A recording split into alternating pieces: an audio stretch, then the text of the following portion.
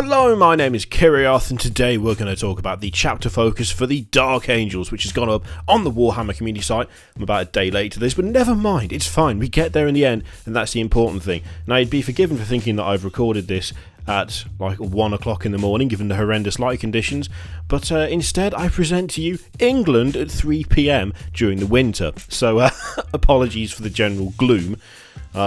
I can't really do much about it at the moment, to be honest. So, let's just go right in. I don't know why, but for some reason, dark and shadowy just seems appropriate for a Blood Angels chapter focus video anyway. I'm not implying anything with that, of course, obviously. So, what is their chapter tactic? Let's start from the beginning, for it is this. It is Grim Resolve. The stalwart descendants of the line are renowned for their unshakable resolve, enduring tenacity, and strict fire discipline in battle. You can re-roll all hit rolls of 1 for this unit whenever it shoots, including when I'm firing Overwatch, so long as it did not move in its prior movement phase. Okay. In addition, this unit can never lose more than 1 model as a result of any single failed morale test. Right. Okay, so that to me is a mixed bag. Not losing more than 1 model as a result of a single failed morale test, I can get behind that, we've seen that before. I'm going to be totally honest, the reroll hit rolls of 1 for units whenever it shoots as long as it did not move, no.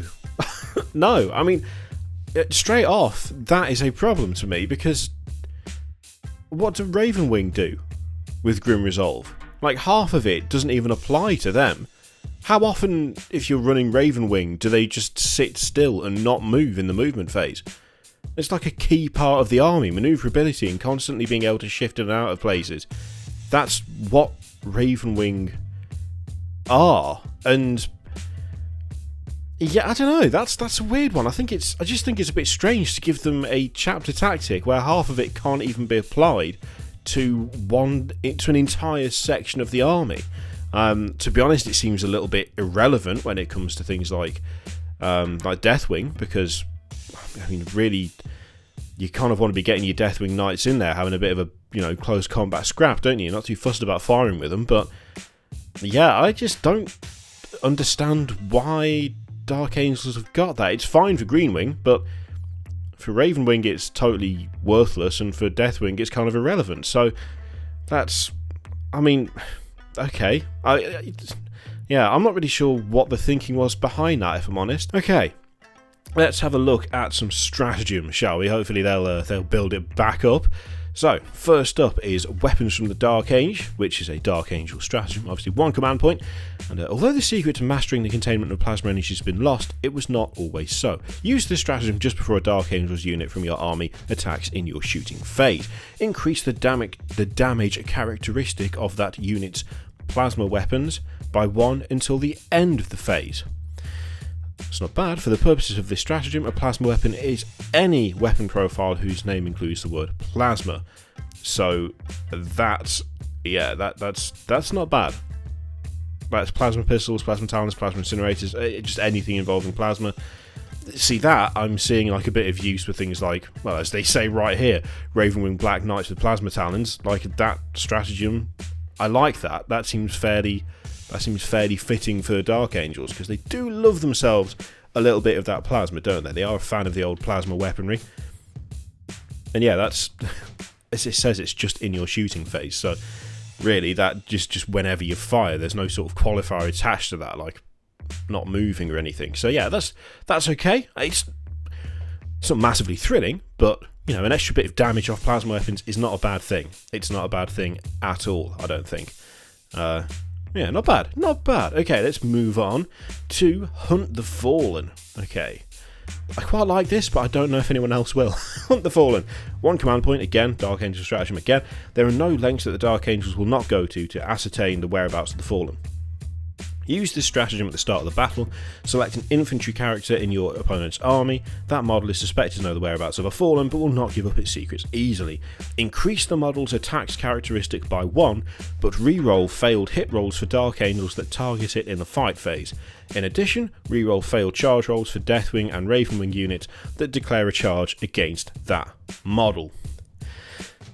I've seen a couple of people complain about this, and actually, I really like that. I really like it. I mean, what is the trade-off is, yeah, that model does get 1 extra attack. But you get to re-roll failed hit rolls, and re-roll failed charge rolls for Deathwing and Ravenwing. That's pretty good. I'd take that trade. I mean, 1 attack is 1 extra attack. That is by no means anywhere close to being as good or like fair in exchange for re-rolling failed hit rolls. If you drop that on an enemy character and you manage to get within charging range, you know, there's a good chance using Ravenwing and Deathwing, which you generally would be anyway, for doing a bit of hit and run assassination or just getting stuck in the case of the Deathwing. That's not a bad trade-off at all, and it's nice and thematic. It plays into the whole Unforgiven Fallen aspect.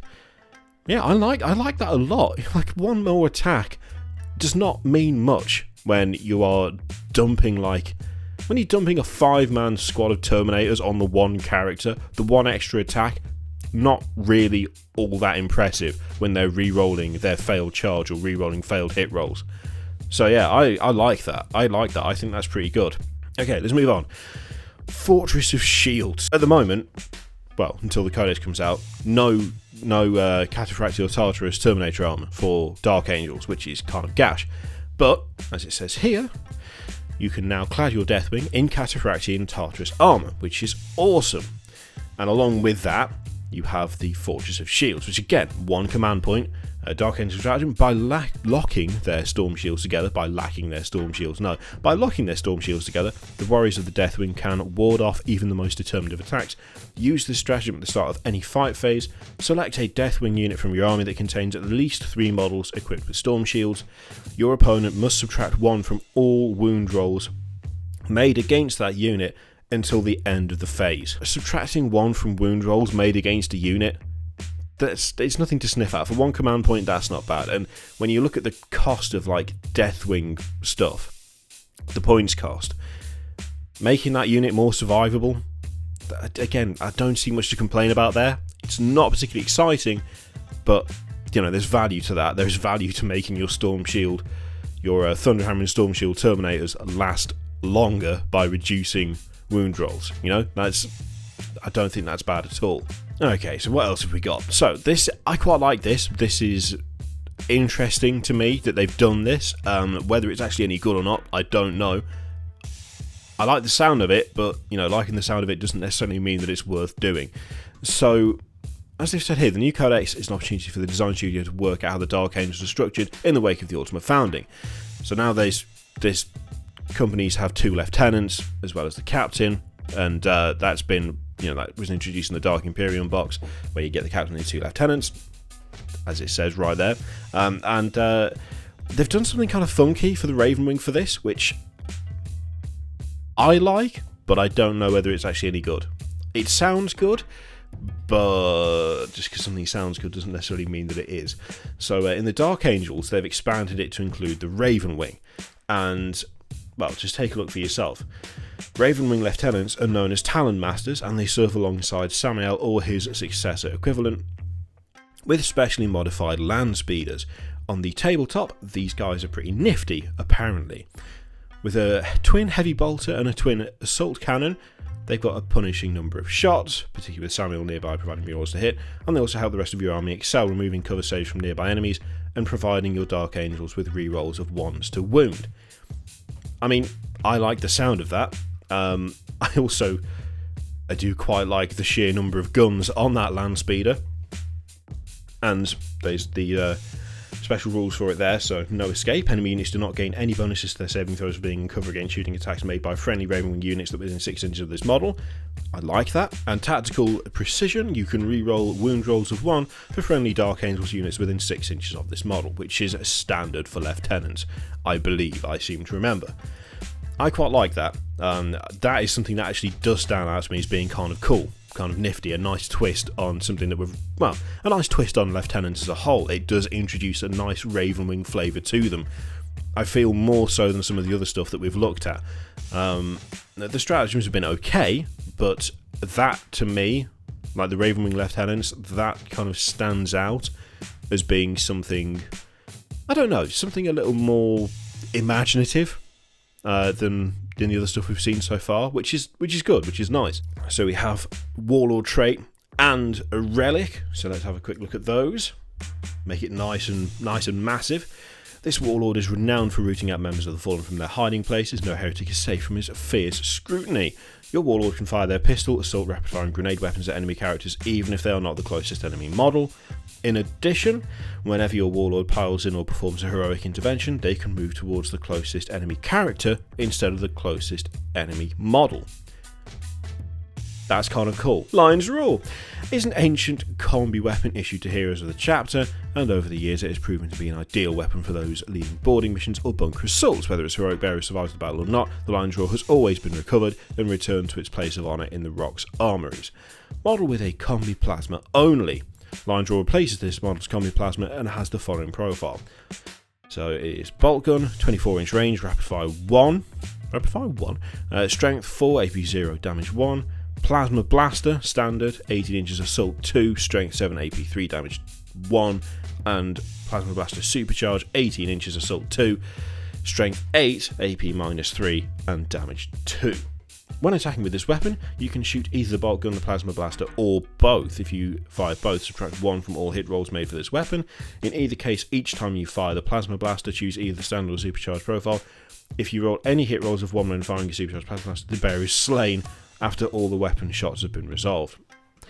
Okay, I can see why they have linked those two together. It does make sense. I don't think there's too much to complain about there. I do like the idea of just this thing never ever being lost. I mean, everything to do with Space Marines get lost eventually, but no, the Lion's Roar still knocking about. Yeah, that's okay. Brilliant strategist. The commands of the Dark Angel show a measure of their Primarch's vaunted strategic brilliance. Once per battle, if your Warlord's on the battlefield, you can reroll a single hit roll, wound roll, damage roll, or saving throw. In addition, if your army is battleforged, roll a d6. Each time you use a stratagem, on a 5+, you gain 1 command point. I'd take that. That's not bad. That's not each time you use a stratagem on a 5+, you gain a command point. Yeah, I mean, given that command points are kind of a big deal, that's not bad. Okay, let's have a look at the last two things, which are some psychic powers. Mind Wipe being one. Librarian Scourges, I can never pronounce that. Scourges the mind of his foe, dragging out every memory that makes them who they are and reducing them to hollow shells of what they once were. That is hardcore. I like it. Nicely done. Mind Warp has a warp charge value of 7. Mind Wipe. If manifested, choose an enemy model within 18 inches of the Psyker that is visible to him. Each player then rolls a d6 and adds their model's leadership characteristic to their result. If your opponent scores higher, or if the scores are drawn, nothing happens. If your score is higher, the enemy model reduces its leadership, ballistic skill and weapon skill characteristics by 1 for the rest of the battle. Okay, I'll be honest, the little blurb made that sound way more hardcore than it actually is. A reduction in effectiveness is not bad, but if you're going to be throwing around words like dragging out every memory that makes them who they are and reducing them to hollow shells of what they once were, I frankly would expect slightly more than just reducing some stats by 1. That being said, I don't think it's terrible, but it started out exciting and immediately went to, let's have a look at the other one. Trephination. It wasn't as complicated as I thought it was. The librarian gathers his thoughts into a white-hot spike to plunge straight into his victim's mind, leaving the foe's brain matter dribbling from ears. From their ears? Or just ears in general? All ears in the area just start dribbling the foe's brain matter. Trephination has a warp charge value of 7. If manifested, roll 2d6, adding 2 to the total if the psychic test was more than 10. The closest visible enemy unit within 18 inches of the psyker suffers a mortal wound for each point that the total exceeds their highest leadership characteristics. Oh, Jesus Christ. Alright, hang on. Roll 2d6, add 2 to the total if it was more than 10. The closest visible enemy unit within 18 inches of the psyker suffers a mortal wound for each point that the total exceeds their highest leadership characteristic. So presumably if they had a leadership characteristic of 8 and you got 13 total, then they would take 5 mortal wounds. I believe that is how that works. I believe that is what that said. I hope I am correct. My maths is god-awful, terrible in every single way. Well, there we go. That's the lot. The question is, what did you think? I mean, personally, I have to admit, I felt like there was more information there than we got from the Blood Angels chapter focus. I'm not really sure why there seemed to be more information there, but they did. Although I have to admit that the Dark Angels one, it's not filled with the same kind of excitement as the Blood Angels one did. I haven't quite got that same, I don't know, just that same sense of looking forward to the release. And I don't play Blood Angels or Dark Angels, so in that respect I'm kind of neutral in the way I've kind of looked at this stuff. There is some stuff in there that I really do like the look of. Like, I have to admit, the Ravenwing Lieutenant, I really like the idea of that. I think that's kind of an interesting and special thing they've done there, to put that nice twist, that proper Dark Angels twist onto the Primaris Lieutenant stuff. It's a nice move. I do like it.